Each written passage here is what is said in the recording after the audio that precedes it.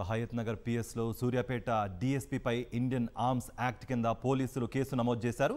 చంచల్గూడ జైల్లో ఉన్న డీఎస్పీ పార్థసారథిని హయత్ నగర్ పోలీసులు పీటీ వారెంట్పై అరెస్ట్ చేయనున్నారు.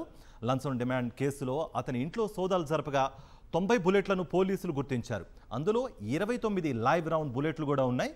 పార్థసారథి ఈ బుల్లెట్లను స్పెషల్ పార్టీ కానిస్టేబుల్గా పనిచేసిన సమయంలో దాచిపెట్టి ఉంటాడని పోలీసులు గుర్తించారు.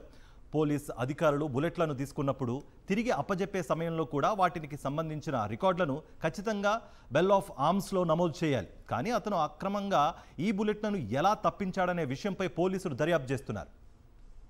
హయత్ నగర్ పిఎస్లో సూర్యాపేట డీఎస్పీపై ఇండియన్ ఆర్మ్స్ యాక్ట్ కింద పోలీసులు కేసు నమోదు చేశారు.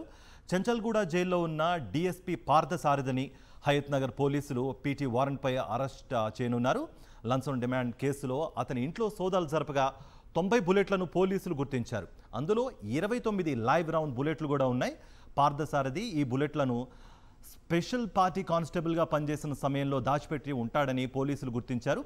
పోలీస్ అధికారులు బుల్లెట్లను తీసుకున్నప్పుడు తిరిగి అప్పజెప్పే సమయంలో కూడా వాటికి సంబంధించిన రికార్డులను ఖచ్చితంగా బెల్ ఆఫ్ ఆర్మ్స్లో నమోదు చేయాలి. కానీ అతను అక్రమంగా ఈ బుల్లెట్లను ఎలా తప్పించాడనే విషయంపై పోలీసులు దర్యాప్తు చేస్తున్నారు.